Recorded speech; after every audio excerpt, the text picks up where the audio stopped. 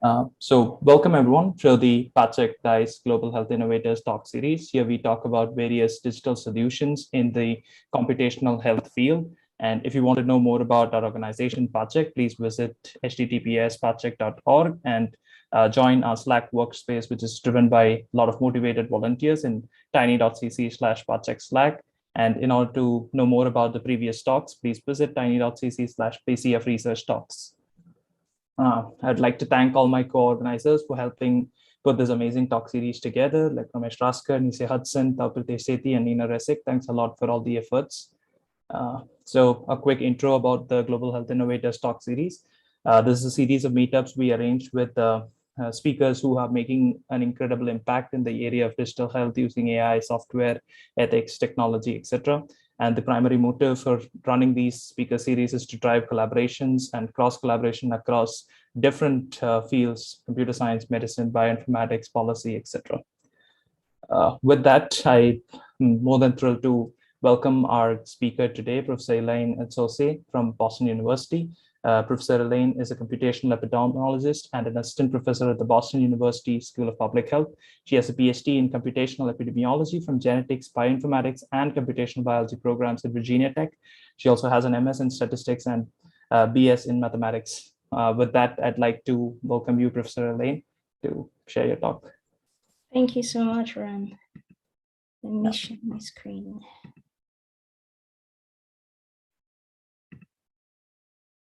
Great. So my talk basically is an introduction to the work I do, which crosses data, health equity, or focus on health inequity and racial inequity. I am also an assistant director of research at the Center for Anti-Racist Research at Boston University. The center was founded about a year and a half ago. And my work at the center has focused specifically on racial data. So we're building a tool that we're calling a racial data tracker. And the goal of the tool is threefold. First, we want to build a comprehensive resource of racial data so that anyone looking for racial data, whether it's for research purposes or advocacy, can find that data easily. The second goal is to make this data accessible to the general public. So if someone is looking for visualizations about housing in Boston, they can be able to find that information and can use it for whether it's social media, advocacy, reports, whatever it is they need that for. And then the third goal is to do research. So we want to question how racial data is being collected and advocate for better data. But we also want to look at how we can use this data to highlight racial inequity in the US and make recommendations around policies that can help reduce racial inequity.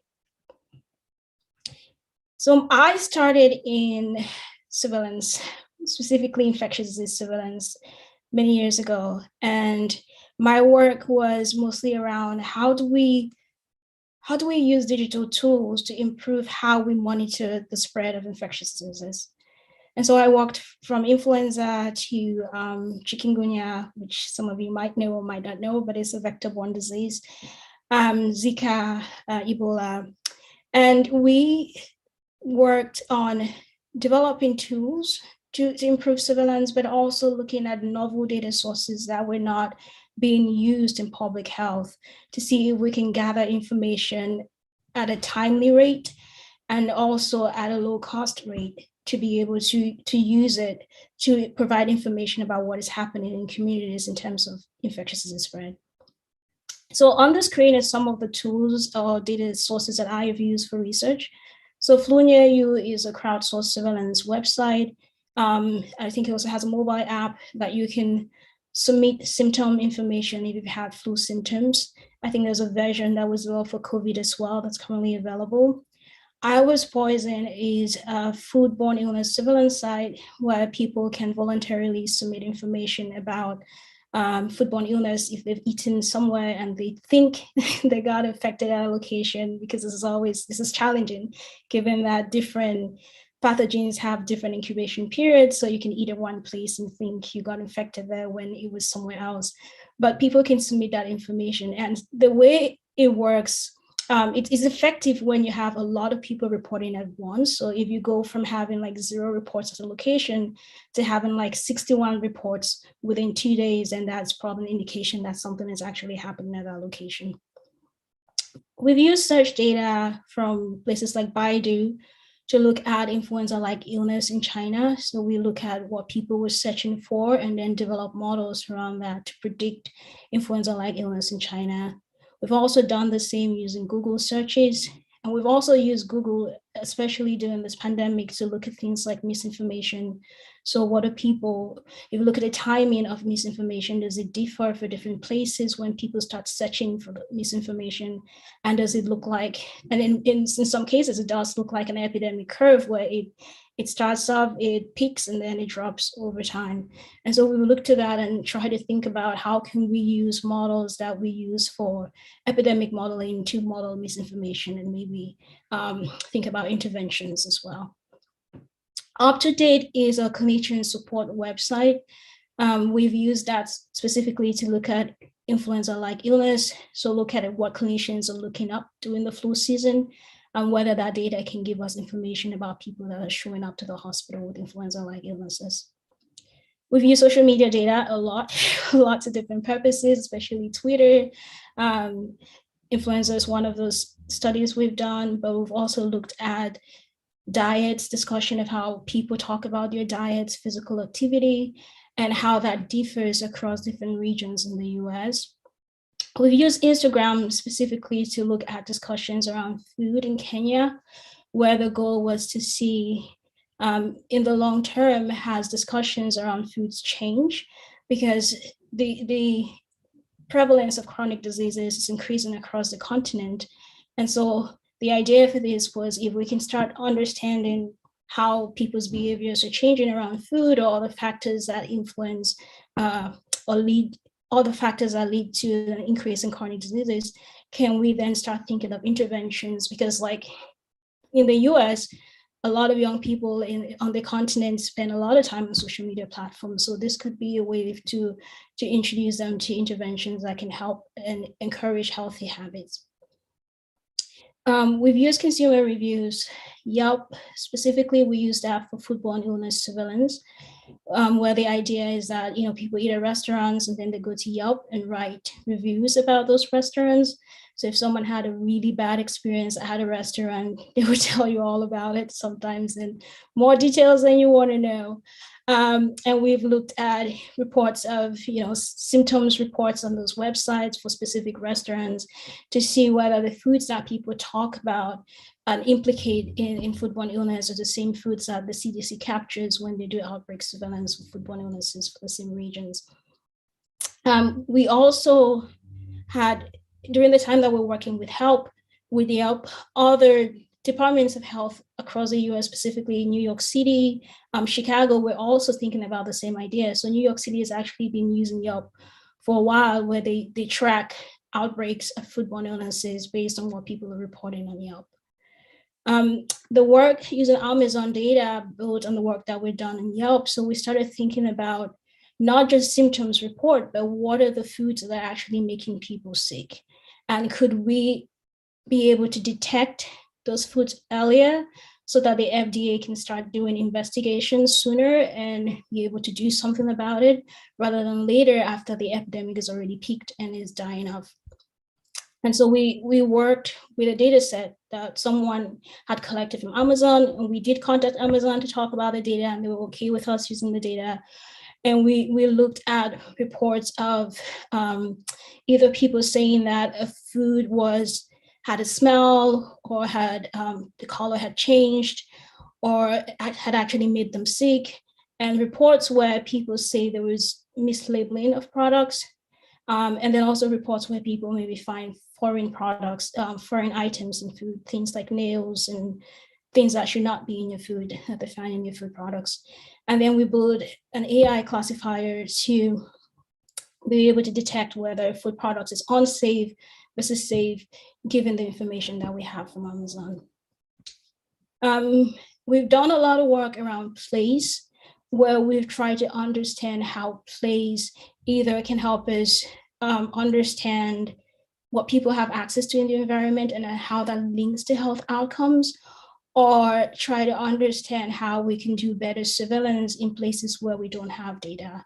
So one study that we did with data from Digital Globe many years ago was looking at hospital parking lots in Latin American countries, where we were saying, if we don't have data during an infectious disease outbreak, is there a way that we can detect increases in volume in hospital use by looking at the parking lots? So we tracked data over time to see how parking lot usage had changed, and then use that to create models and predict influenza-like illness during influenza season. Another study that we did using place data was looking at images of satellite images of neighborhoods in cities in the US. And the idea for that was whether it was possible by just looking at a neighborhood to tell health outcomes, specifically obesity prevalence for those neighborhoods.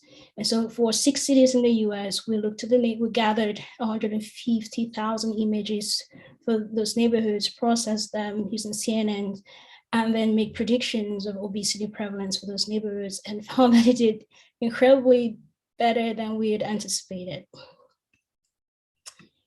We've also used data from Google Places for similar purpose as well.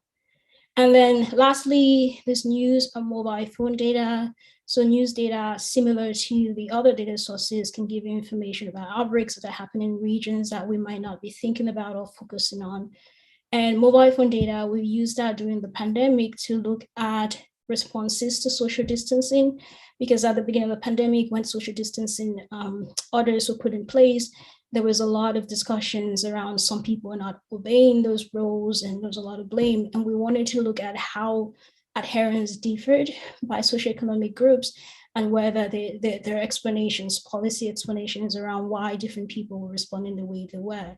And what we found was that people from higher income groups in the US were already social distancing before you even had others in place, because they had the flexibility of working from home. A lot of people have those kinds of jobs that they can do from home, while others from lower income groups have to be out in the workplace, whether it's driving buses or serving at different locations that require them to be there. And so they could not social distance, even while social distancing orders were in place. All right, so that's like a comprehensive review of my work so far. Another area of work that I've been focusing on has been thinking a lot about representation and ethics around the data that I use for research. So we did one study where we focused specifically on who gets represented in the data that we use for foodborne illness surveillance. So if we're collecting all of this data from Yelp, are there people that we're leaving out? And what we found is that, yes, we actually, most of the places where we got data from were either they had higher levels of people with higher education, higher income, and we weren't getting a lot of data from places that we need data from, the most people who have higher incidences of foodborne illness. So if we just look at that visually, if we look at poverty in Georgia, so on one side we have percent below the poverty line, and the other side we have data that we're getting from Yelp. Places that are darker have more data, and those are the places that you have higher income. And then places that have almost no data or very little data, places that tend to be lower income neighborhoods. We've also looked at demographics of social media data, trying to understand if we disaggregate this data, can we better understand, again, representation? What are the groups that get captured? And thinking about how this matters in terms of interventions, in terms of policy around health outcomes, and just how we use this data for decision making. And so we did a study looking at physical activity. We had about 1.4 million tweets, and we had 376 keywords to capture common fitness, physical activities, and the keywords came from fitness questionnaires and apps. And we looked at gender differences, basically focusing on whether someone is classified as male or female, and the different activities that people had indicated that they were engaging in. And there were some significant differences, with males tend to talk more about things like CrossFit, while females will talk a lot more about things like yoga. And then we did the same also looking at foods. And we saw that in terms of like caloric intake, the foods that females talked about tend to be higher, while the foods that males talk about tend to be lower in caloric intake. And there could be so many reasons around that when you think about context. Maybe some of the tweets that we saw were women tweeting about, today I went out and I had all this dessert. Maybe I should have eaten so much. I'm going to try to burn this tomorrow. Versus, someone talking about having a salad in some fancy restaurant. I think I already mentioned this, but thinking about implications of representations in the data that I'm using for research, one of them being that the findings tend to favor the group that is most represented in the data. If we don't have a group representing the data, our findings are not going to represent that group. If we think about interventions, our interventions are likely to be ineffective for those groups that are not captured in the data. And there's also the chance of excluding the most vulnerable or at-risk populations from any kinds of interventions that we develop because they're not being represented in this data. I'm going to close by just talking about data gaps, which is something I've been thinking a lot about around the pandemic and who gets represented, especially when we think about racial data and how the racial data is being collected. And what are the impacts of that when we think about policy making? Who gets to be helped by the policies that we put in place if they're not being represented in the data? So data gaps obviously will hide things like racial, gender, income, and other inequalities that we should be aware of. Without data, local communities might not be able to advocate for change because even though they know those problems exist, they're not able to show that they exist in the way that is needed to be shown. When we create technology or tools or interventions using data that is biased, we're likely to exacerbate the inequalities that already exist. And usually it is the poor, marginalized, and underserved populations that are impacted the most. So closing thoughts, my work has focused on thinking a lot about the need to make sure that we're proposing solutions to problems that exist, that we know exist, that we can actually quantify those problems with data, and also thinking about health equity. So how can we make sure that the systems that we're creating are equitable and benefiting the groups that we want to benefit from those systems? So thank you. I'm going to end there. Awesome. That was like wonderful talk, Professor, and it covered a lot of ground as well. Like a lot of interesting aspects for us at PathCheck as well, where it's also focusing on it. So I'm sure that there are questions out there. So I would like to start off by asking one question. Like we have, I mean, you've seen through your work that there is significant presence of data gap. So either it be that specific groups are missing, or even the fact that in terms of healthcare data, we always have the data of the more sicker patient. Like we don't have a healthier patient to compare with. Like usually that's the case, I guess. So what, in your experience, what have you seen methods to reduce these gaps in data? Like what are the potential ways we could start it? I think for some of the problems that we've looked at, for things like foodborne illness, there are communities that don't report. So most departments of health have processes that you can go and report if you've experienced a foodborne illness. You can either call them, you can fill out a form, or for those that use social media platforms, you can tweet at them and then they would respond. But you don't always get data from these communities that are affected the most. So I think one way of creating a solution to that is actually engaging with those communities and building relationships with them and understanding why those gaps exist. Why is it that they don't feel comfortable reporting that information? And then try to meet that need by just being intentional about making sure that their data get captured. Absolutely. It makes sense. Sort of providing a platform so that everyone could engage equally. I guess that could be one of the ways we could start with. That makes sense. And another question I had is like to a particular project. Like you did mention that you were using Google search data and in general the search trends to analyze like whether there are outbreaks happening. So did you use like a set of keywords or phrases extracted from experts to understand the increase or decrease? Or yeah. Yes. So for different contexts, we've used different sets of keywords. So in the US, we would use things like the words like influenza or influenza-like illness, but then we'll also use symptom searches and treatments. We did a study for Cameroon, and for that we focused specifically thinking about the context. So if my grandma had a cold, what would she go search for if she had to use Google? And so we came up with terms that were specific in that context. So things like home remedies that people tend to use, or other diseases that are more prevalent that people might assume might be the cause of the illness. So we found that searches for malaria, for example, were highly correlated with influenza-like illness.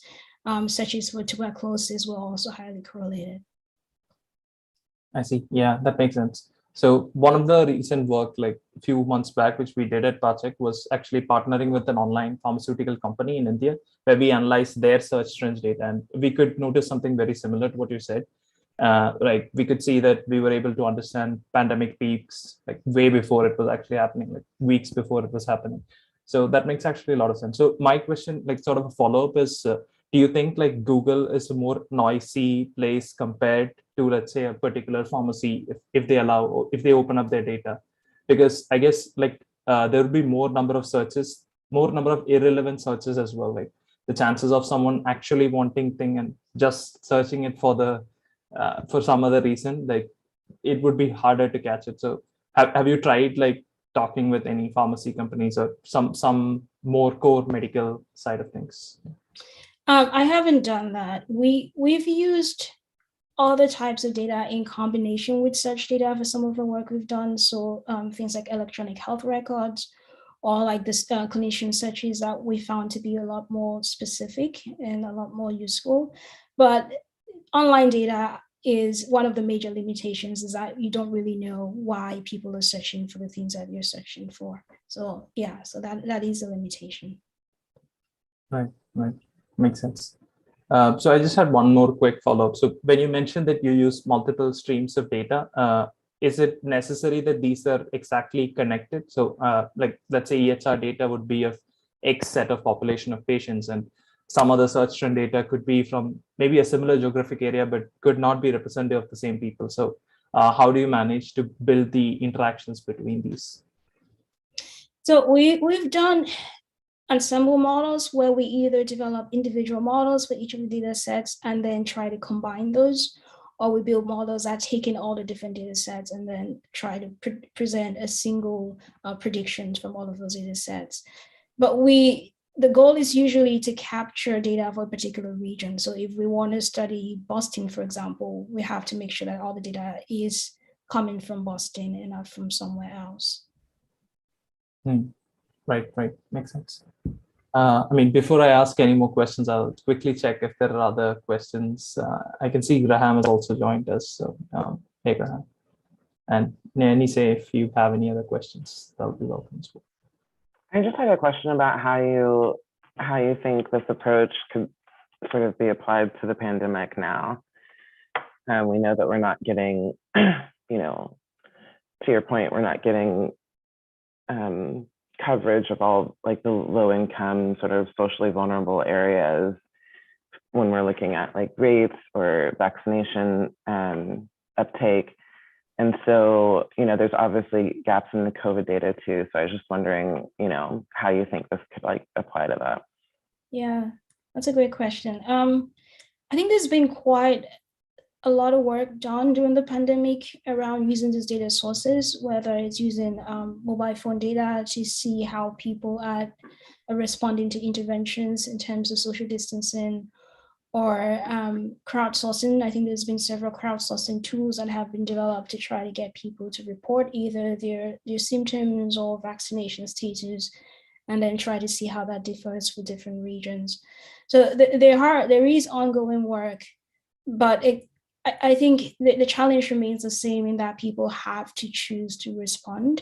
And if people don't feel comfortable sharing their information with whatever organization is collecting this data, then they won't share that. So there's always the need for trust.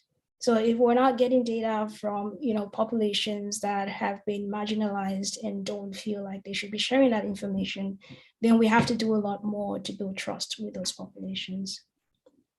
That's something that we're really concerned with in terms of, understanding that there's sort of a responsibility in like public health communications to just communicate the science so that people have an understanding of risk and, mitigation and all those things, so they can make like the healthy choices for their families. But then there's also, I think, an aspect that a lot of institutions probably aren't even aware of. I don't want to say they neglect it, but maybe they're not aware.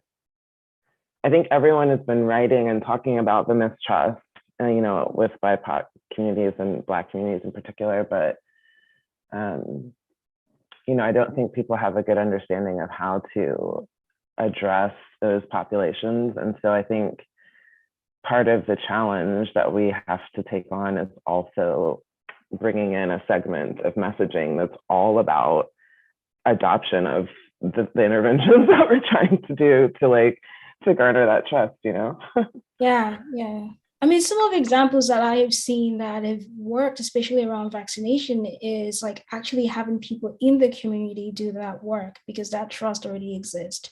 Some of my colleagues made a documentary of a woman, a Black woman in Alabama, who her goal is to get everyone in her community vaccinated. And she's basically been like going to people's doors and talking to them about vaccines and answering their questions. And, for people who are scared, and saying, I'm going to go with you, I will sit with you, whatever you need. And it's amazing how many people in our community have been vaccinated because of her work.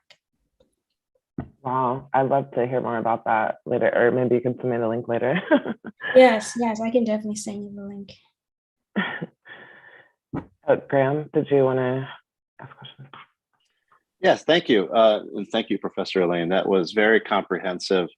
I worked in novel disease surveillance for about 8 years, and I can attest to everything that you covered is exactly the landscape as I kind of can recall.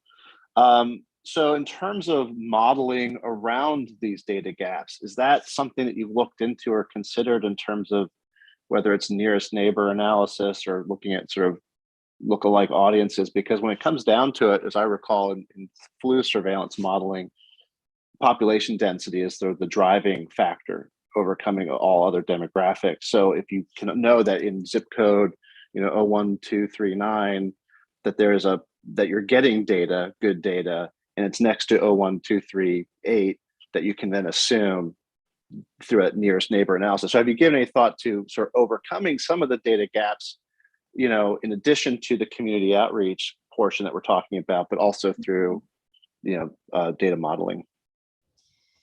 I think the approach that we used for that initially was to think about different data sources capturing different aspects of the population, and then trying to bring those data sources together in the models and see if they can produce the predictions that we need.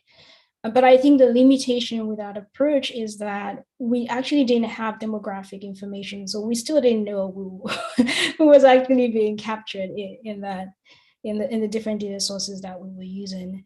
But I haven't seen a lot of work. I personally haven't done specific work on filling those gaps using statistical or machine learning methods. And I haven't seen a lot of work that has been done in that area. As a follow-up real quick, in terms of heuristics versus sort of diagnostics, is there a happy medium in terms of having sort of the diagnostic, almost clinical data to know precisely who, what, and where, versus the heuristics of risk, and then being able to convey the risk? Has that topic or is that something that you think about in terms of what's acceptable as a model moving forward to overcome gaps? Yeah, I think there are definitely advantages to both, whether waiting for getting the confirmatory data from a hospital healthcare center what we found in the past is that can take a while for that information to come in, while these other data sources could provide us information a lot sooner. But it's never, the goal is never that these data sources will replace official confirmation of disease, but more of a fact that they would supplement that other data source. So there's also been some work where we've tried to take data from the CDC and then combine it with data from social media and see if that improves the predictions that we make around flu.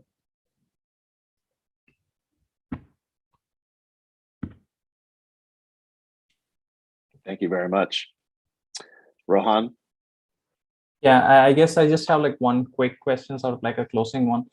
So what do you think would sort of, now you already mentioned like having a member from the community, like where there are already trust which is prevalent, like getting those people to work might be the best way.